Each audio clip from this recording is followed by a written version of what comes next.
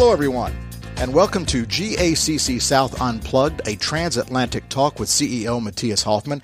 I am Roger Manus, and this is the first ever podcast for the German-American Chamber of Commerce of the Southern U.S. Welcome. Thank you so much for listening. Hello, Matthias. How are you? Hey, Roger. I'm doing well. Thank you. How are you doing? I'm great. We are in your fantastic office space here in the Atlantic Station area of Atlanta, Georgia. Great view of Atlanta. Tell us a little bit about the Chamber and what it is you guys do here.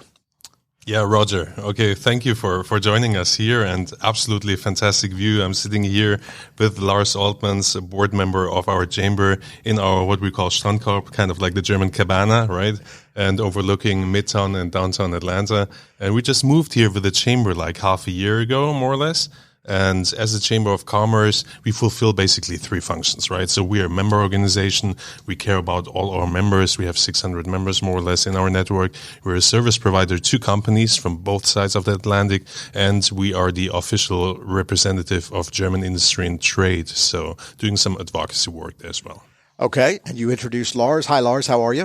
I'm doing excellent. As we just learned, it's called Roger in German. That's Roger. Roger.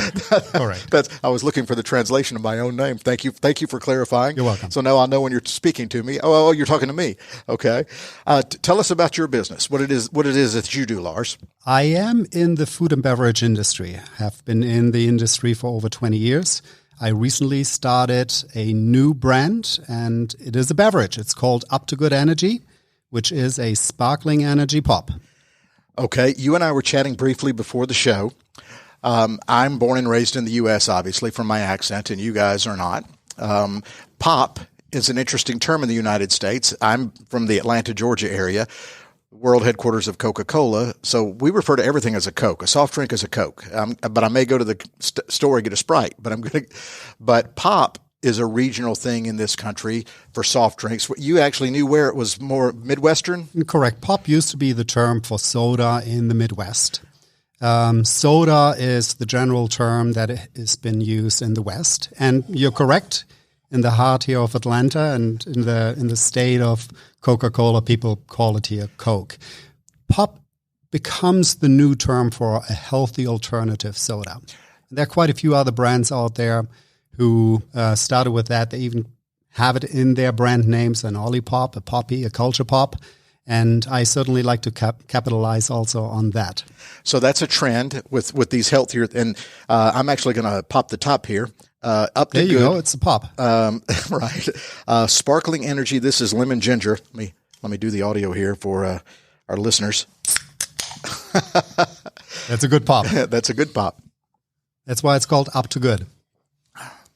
Oh, that's tasty. It is. That's tasty. And it's healthy? It is healthy, correct. It is full of antioxidants and also includes clean energy, which comes from the coffee fruit. Clean energy. Clean energy. Clean energy is a natural sourced caffeine. So since it is in also, I'm combining two categories, beverage categories. One is the soda category, and the other one is the energy drink. And energy drinks, typically the mainstream energy drinks, and I don't need to call out those brand names, everyone knows those. Right. They use synthetic energy, synthetic caffeine. And mine includes just the natural caffeine from the coffee fruit. And so how does your relationship with your business and being connected with the chamber here, how does that benefit you and working with Matthias? I have been as a member for almost 15 years. For 12 years, I've been involved also on the board level. And at that time, in the very first beginning, I worked for a German food manufacturer. I opened up the U.S. sales office here in Atlanta.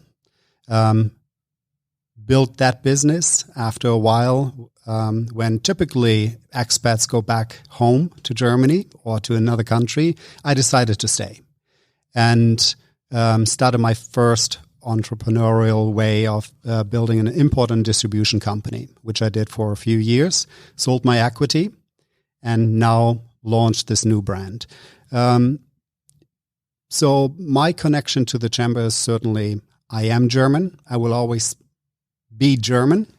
I built up quite a bit of experience, certainly also in the retail landscape and food and beverage landscape, and try to also communicate that to hopefully new members, new German companies who come over here to the US and try to help them. So talk about the business relationship here, Matthias, with him. Right. So the path that Lars was just describing is the usual thing that we do for German companies. We kind of provide a soft landing spot, So a German company wants to set foot in the US market, They don't know the market yet well enough, So we have a lot of staff working on a consulting business, creating market studies, doing business researches, right? Connecting companies with certain partners, either through events, but also through other services that we provide. And in the end, we start even offering like office spots here, office and office solutions, etc., so that German companies can kind of start with a light investment without a lot of, expenses and a lot of capital investment, and then grow out of our little incubator space, if you want to see it like that. So that's kind of how it started with Lars, and then of course we're, through our membership events, through networking events, information sessions, we stay close with the whole German community, and we keep people like Lars in our community. They help new companies, new arrivers here to set foot again. And that's kind of the way how things go. What is your background? Basically, I was kind of born into the German chamber system. So I started as an intern at the German Hellenic Chamber in Greece and worked my way up, project management, up to the director level in northern Greece. And at some point, I started looking, hey, how can I advance in my career? And, Atlanta, fantastic footprint of German companies here. So I switched in August 2020 and came here. You said a fantastic footprint of German companies. Can you give me some examples? As an Atlantan, I'm not as familiar with the German, but just like, who are some of your members? Sure. I mean, once you come to Atlanta by airplane, right? You might see Porsche just down at the airport. You have the Mercedes-Benz USA headquarters here in Atlanta, but it's not just Atlanta; it's the whole South here. So our chamber covers basically the region from North Carolina down to Florida and the West, including Texas. So 1,400 companies, German companies, settled here in the South. That's a really big number, It's kind of what we call the powerhouse of German manufacturing here in the South, So we have around 600 members in our network, a lot from the manufacturing sector in Germany. So, Lars, what are some of the challenges you have faced that were perhaps, I guess, where the chamber helped you out in maybe opening some doors, things like that, especially since you've kind of gone out on your own here entrepreneurially? Well, the first year, certainly, there is a cultural difference in the business world, right? It's very easy for a German to come over to the US and live here and be very well accepted by the people.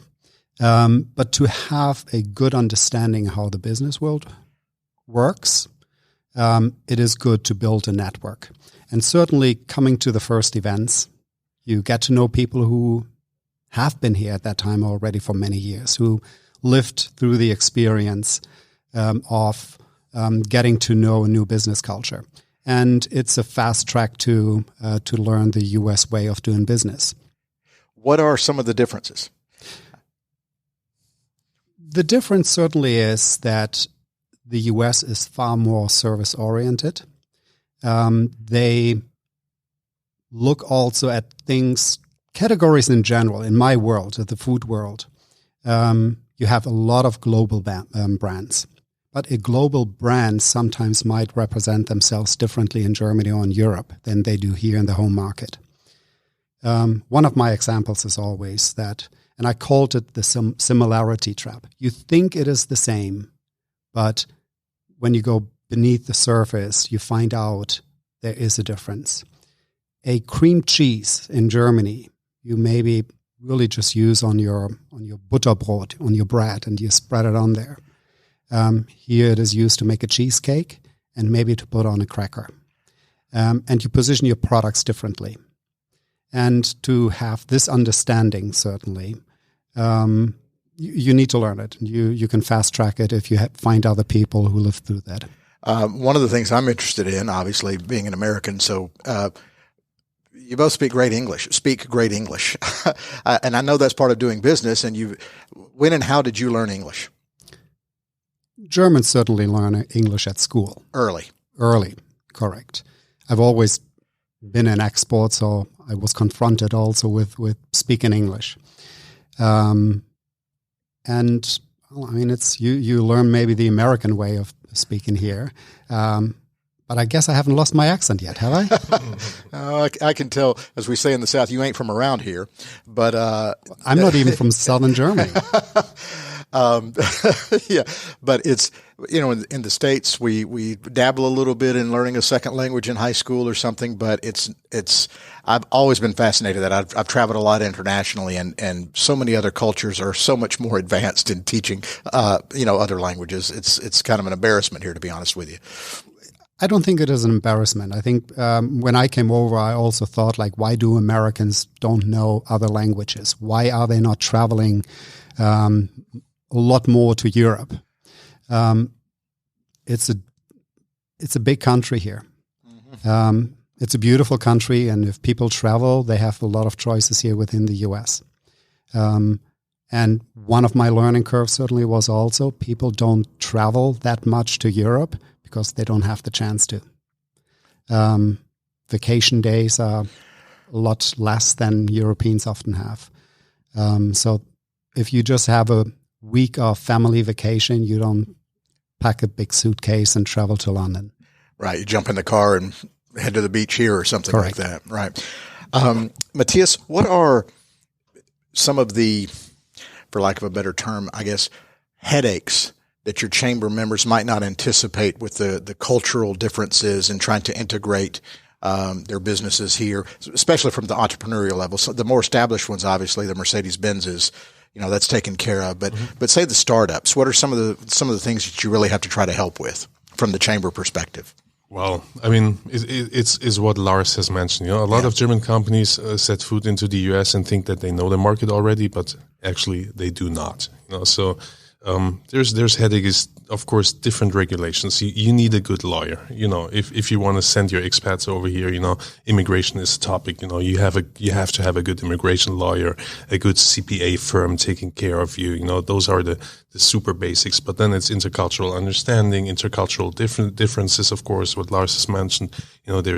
There's pretty much similarities between Germans and Americans, but again, you shouldn't underestimate that. And then, of course, recently headaches. You have workforce. Workforce is probably the topic that German companies setting foot in the United States, but also established companies here from Germany are struggling on the same level as American companies do, of course. Supply chains is another issue. And of course, the skyrocketing inflation right now. Which is, these are all problems that affect everybody. How many of your businesses are German owned, operated, but launched here versus what comes from Germany and sets up shop here, like Mercedes-Benz versus what he's doing? So on the member base, it's 50-50, almost 50-50. Really? Okay. Yeah. So 50% have our German subsidiaries here, so, but you see that the problems are a lot of times the same. If you're a German company or not, or an American or any kind of multinational company, because a lot of German companies do not really identify as German companies anymore, but they say like, hey, we're multinationals here, they don't necessarily have a German CEO anymore. It could be from any kind of country or a nation, but the problems remain the same here in the market, and like, as I mentioned, workforce is a big problem. And I think the chamber has certain products or certain services that we provide, which really offer solutions. Like if you look, for instance, at our apprenticeship system in Germany, that's a century-old model, which is working really fine in Germany. Whereas here in the United States, we see that, there are apprenticeship programs here. Are they working? Maybe yes, but some of the German companies, they want to draw on the experiences they have in Germany. And that's one of the major focuses of our chamber, to introduce that German apprenticeship system or model here to the United States. Okay. What is that model? Like I've heard of interns here where people, in college, you get a little college credit to work someplace for a summer. But what is apprenticeship? It's completely different. Okay. So to put it in simple words, it's earn while you learn. So an apprentice would naturally have a contract with the employer, working there already, being more or less 3 times per week at the company, working there, but working towards a real programmed schedule and curriculum, but then 2 days a week going to a technical college, which we cooperate with, and there they would learn the theory and the basics of what the company cannot teach those apprentices. So that is something you're wanting to grow here, Yes. as if you can. Yes, I mean, we're here already present in Georgia, the state of Georgia, fantastic state, fantastic government, cooperates very well with us here. Like they say, we do not have to invent the system here new, since you have that already. You bring it from Germany, So we're sitting, we're active here with our apprenticeship systems in cluster models in Georgia, but we're also right now expanding to South Carolina with the same model. Lars, do you use apprenticeships? Is that something that you might grow toward, or is that something that would be beneficial down the road? At this point in time, I don't. Right. I don't think also for the sector that I'm working in, it is necessary at this point in time. I think the apprenticeship programs also that are offered also by the Chamber are excellent for everything that is technical, where you need to have a lot of deep skill in technical things. Just a simple example. In the US, you could open up your mechanic shop without any skills, really. You could open it up and work on the Tesla or whatever car that comes into the shop. Right.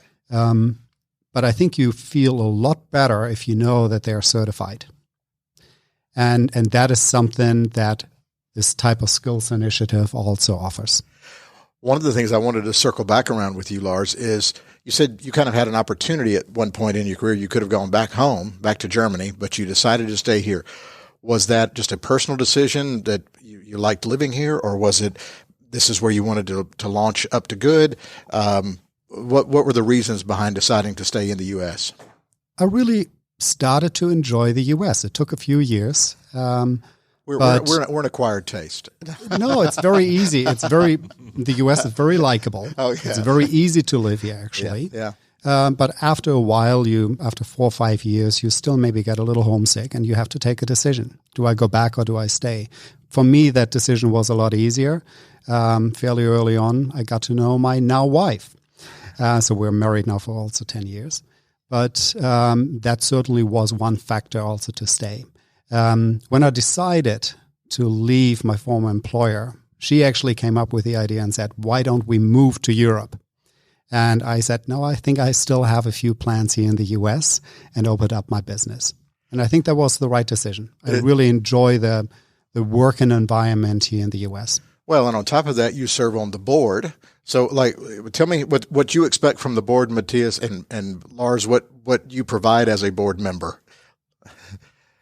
Well, that's a good question. What do you expect from your board members? I have a fantastic board, honestly. You kind of, first of all, I have to see what kind of board do you want and what kind of board do you deserve. And I think the team here that I have is doing a marvelous job. That's why it's pretty easy to get good board members on board. So from all the automotive sector, we have board members, but from all kinds of different sectors as well. So what do I want from them is basically, the business support. So we are a chamber, we're serving our members.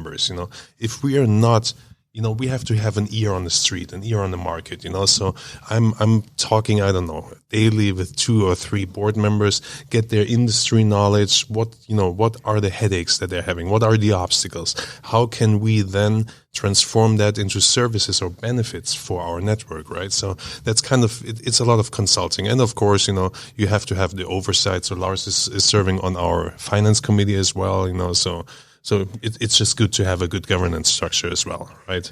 You good with numbers, Lars? No, I'm not. I'm terrible actually with it. That's why I'm on the finance committee. What do I want to maybe as a board member from the chamber? And this is certainly also, for me, it was, why am I even active in something like that?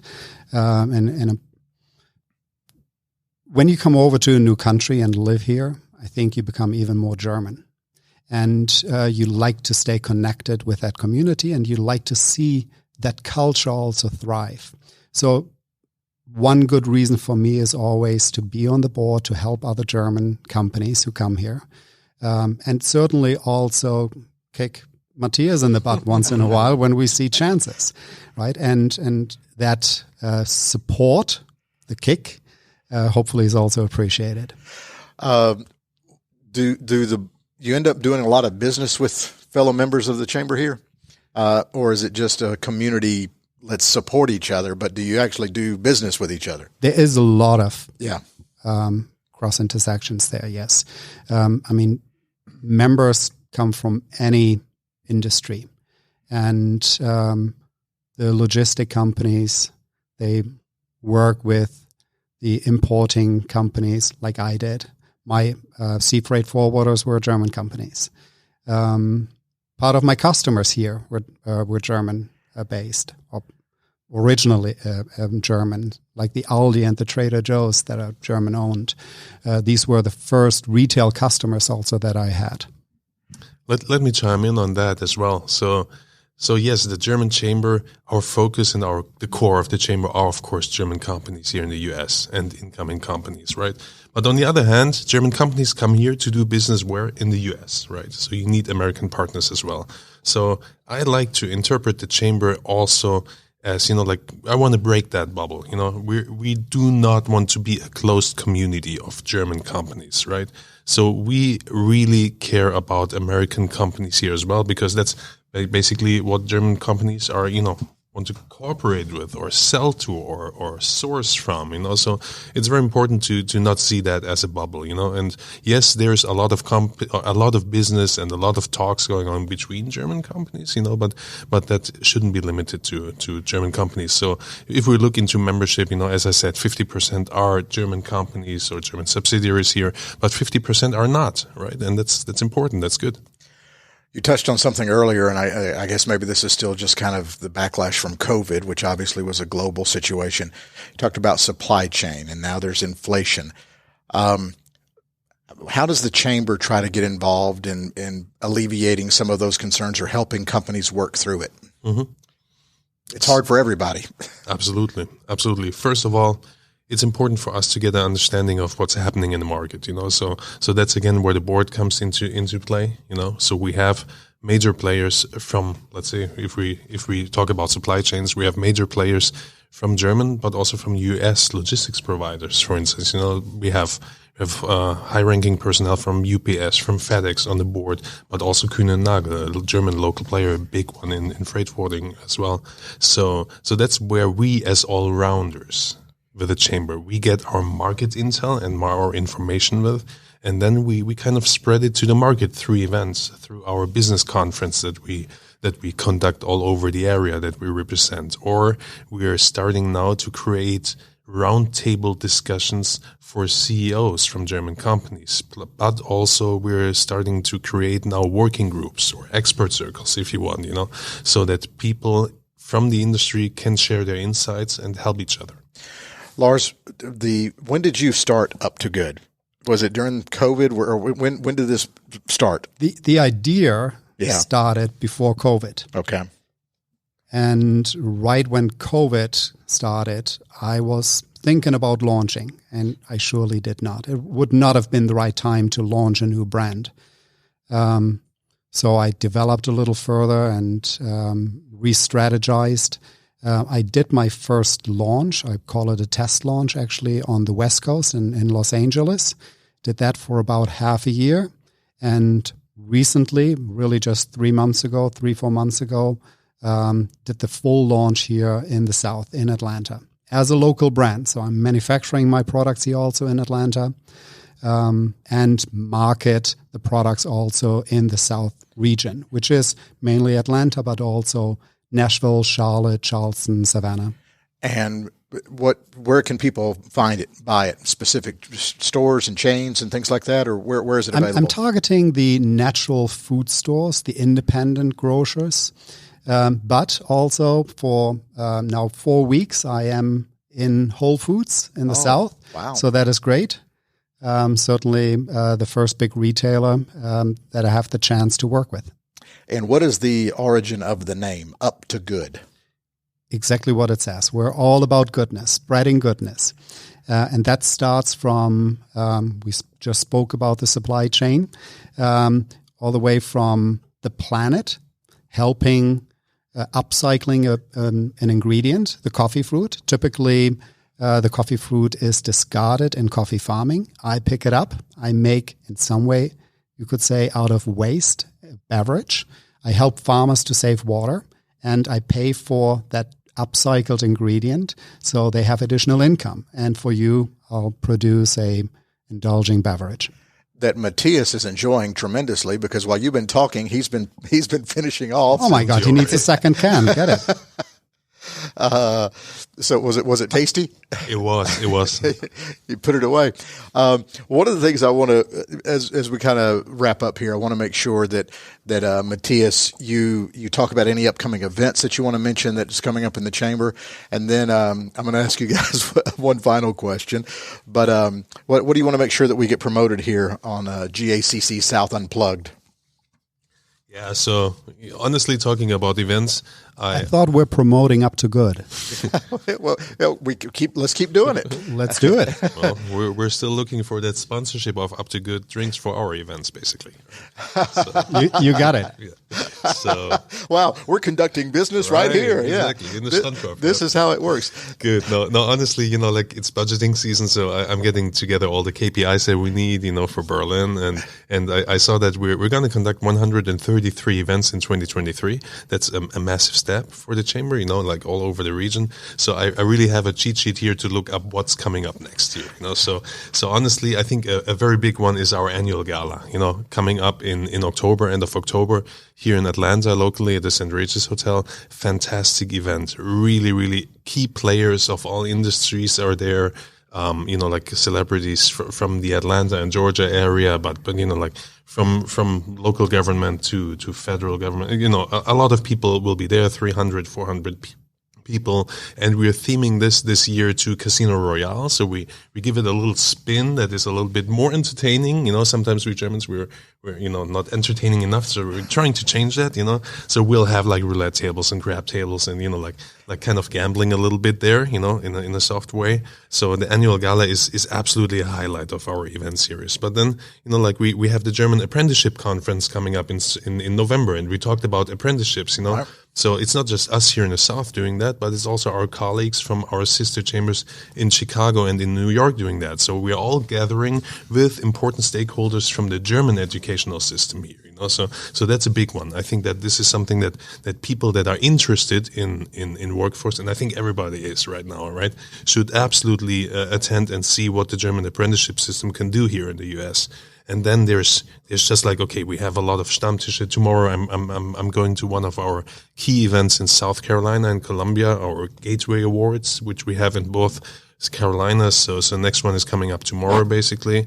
And the other one is next week in Charlotte. So I don't know when we're going to broadcast that podcast here. Maybe that's already gone, but still want to get it out. And then there's a lot of delegations and business trips that are coming up apart from our Stammtische, the regular tables that we do for easy networking. So you mentioned Stammtisch several times now. Is that about drinking beer? That's absolutely about drinking beer and about drinking Up to Good energy. Right? That is excellent. So Roger, Germans also can have humor and have fun. So join the German chamber also if you want to have a good beer. I think that there's really so many events. I just advise everybody to go to our website, gacsouth.com events section, and we have a well-organized event calendar there. Well, I see him laughing and smiling all the time. Was I coming off? I didn't think you guys were funny or humorous. Or I don't know what he put in my Up to Good energy drink here. You guys are laughing and smiling. And for those of you who are listening, go to our social media, because there's pictures of behind the scenes as we do the podcast. Tell me what it is you guys are sitting in again. It's called Strandkorb. I don't know. I would say it's the cabana. It's a really traditional thing in Germany. If you go to the Baltic Sea or the North Sea in Germany, yes, we do have, water over there, and we also have islands. A lot of people don't believe that, actually. So traditionally Germans go there, and you have that kind of big cabana. it suits 2 to 3 people. You have like that footrest that you can pull out and stuff. So it's pretty comfortable. It shelters you from the sun, but it also shelters you from the wind. And it's big fun. You can store some stuff in there, and it's kind of like a cabana or something like this, just to chill out during the day at the beach. And it's got a footstool, and you can recline. And I had never seen one before, unless maybe it was just in a movie or something. You can convert it to a little love shack too. So getting back to the discussion about our gala, right? I knew we were tying this in, right? Yes. So why are you sitting in this thing? Well. So honestly, if you come to the gala, you have the chance to get one of those. We're organizing a silent auction and raffles over there, and one of those things is and those things they used to be traditional, but like German companies are going with the technology. So the one that is available over there at the gala will have photovoltaics on the roof, and it will have USB charging ports as well. So yeah. Wow, with the technology. Okay. And it's available in the American market now. They're coming. Can you spell it for me, because I didn't understand the word. Strand, and then it's KORB, one word. Of course, German words are long. Okay, and pronounce it one more time for me. Strandkorb. Strandkorb. Yeah, sounds good. Kind of, sort of. Yeah. Close. I don't know enough German. Lars, and how can people find Up to Good? You mentioned Whole Foods here in the Atlanta area. Do you have a website or social media? How do you want people to connect with you? I do have a website, absolutely. It's uptogoodenergy.com, or on social media, also Instagram, Facebook, Up to Good Energy. Okay, final thoughts from either one of you? Well, that was fun. It was a good first podcast, right? Absolutely. I loved it. I mean, I don't know what our next guest will bring here to the table, but the energy drink was absolutely good. I liked it. Yeah. I enjoyed it. Well, thank you so much. We do appreciate you being here. Thank you both so much. Thank you. You've been listening to GACC South Unplugged, a transatlantic talk with CEO Matthias Hoffman, and our guest has been Lars Oltmanns with Up to Good Energy Drink. We certainly appreciate you both being here. Thank you. The pop of happy. Thank you. The pop of happy. Correct.